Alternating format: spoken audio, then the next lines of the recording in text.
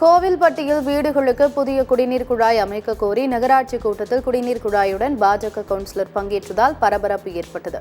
தூத்துக்குடி மாவட்டம் கோவில்பட்டி நகராட்சி 20வது வார்டு பகுதியில் 50க்கும் மேற்பட்ட வீடுகளில் குடிநீர் குழாய் பழுதாகி குடிநீர் வழங்கப்படாமல் இருப்பதாக கூறப்படுகிறது. இதுகுறித்து நகராட்சி அதிகாரிகளிடம் பலமுறை மனு அளித்தும் நடவடிக்கை எடுக்கப்படவில்லை என தெரிகிறது.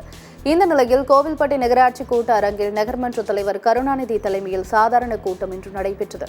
அப்போது சம்பந்தப்பட்ட 20வது வார்டு பாஜக நகர்மன்ற உறுப்பினர் விஜயகுமார் பிளாஸ்டிக் குழாயுடன் கூட்டத்தில் பங்கேற்க வந்ததால் நகர்மன்ற தலைவர் கடும் வாக்குவாதத்தில் ஈடுபட்டார்.